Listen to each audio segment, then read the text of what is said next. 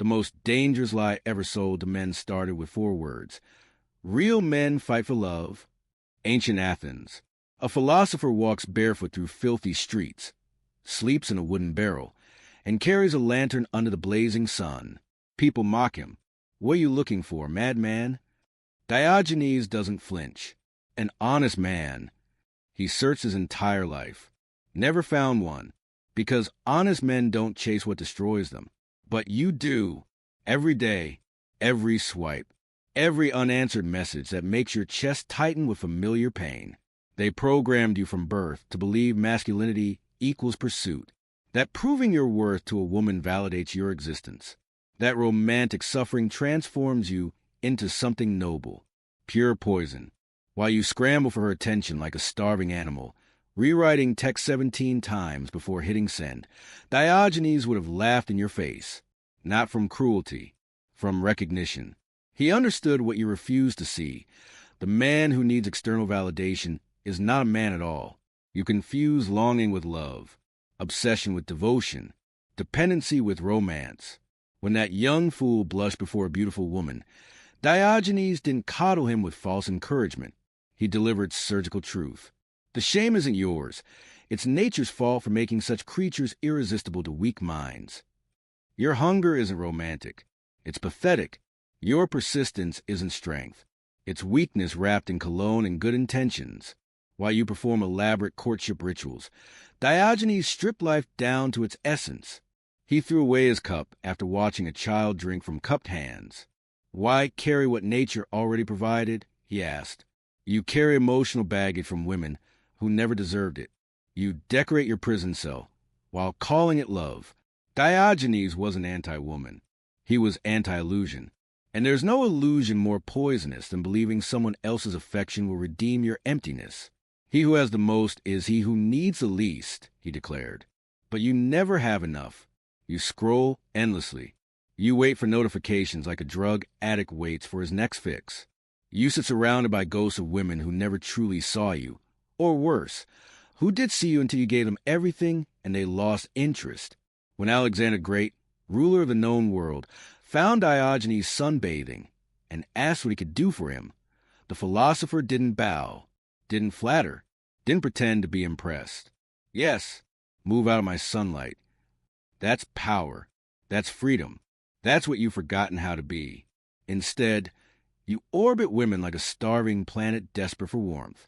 You reshape yourself according to their moods, their words, their whims.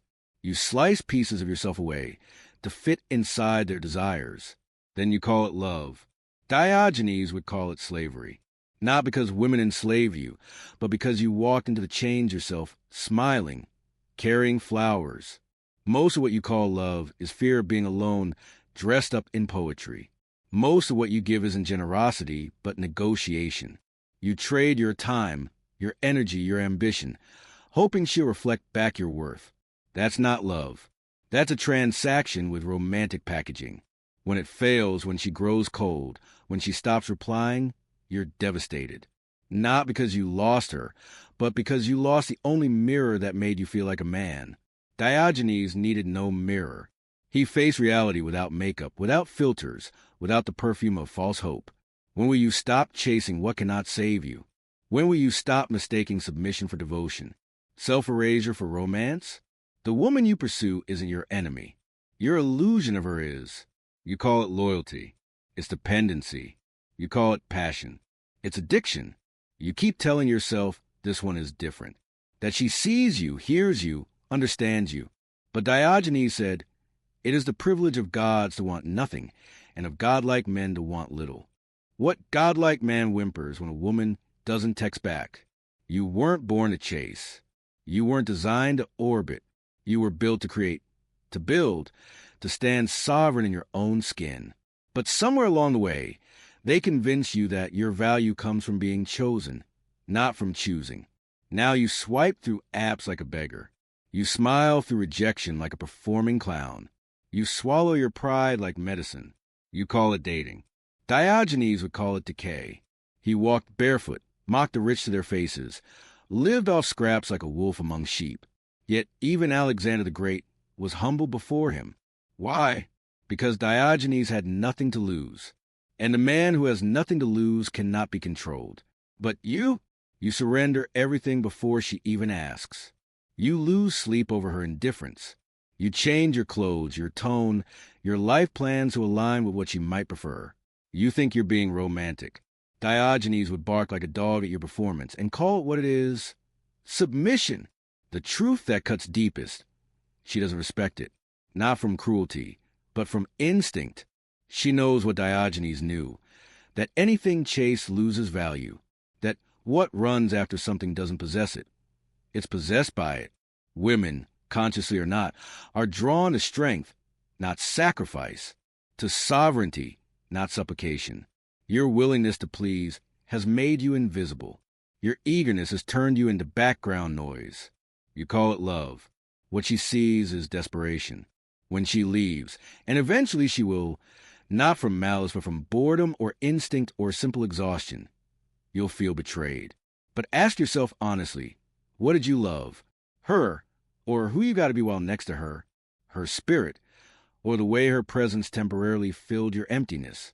Diogenes would say, I'm looking for a man, not just a male, but a man, a soul forged by fire, not flattery, one who can stand naked under the sky and feel whole, not a boy who needs female validation to feel worthy, not a follower seeking a queen, but a sovereign in command of his own existence.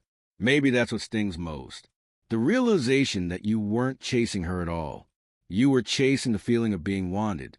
When that feeling fades, so does your sense of identity. So you return to the world, bruised and confused, searching for another savior in lipstick, another goddess to worship, another pair of eyes to make you feel like a man.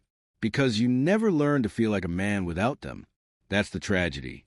They taught you to conquer mountains, but not your own mind, to seek riches, but not wisdom, to attract women, but never question why.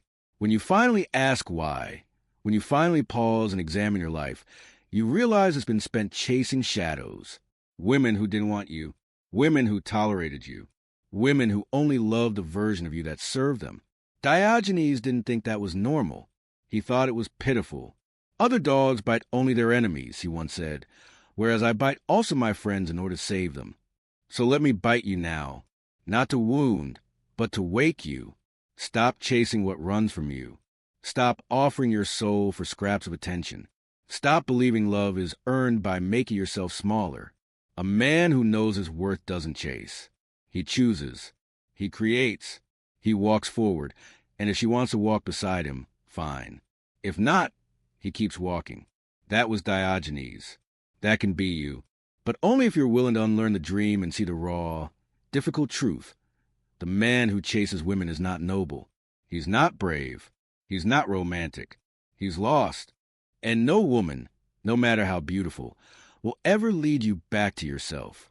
The path home begins the moment you stop running toward someone else and start walking toward who you were meant to be. Diogenes found that man in the barrel, in the dirt, in the honest poverty of his own company. Your barrel is waiting. Your lantern is lit.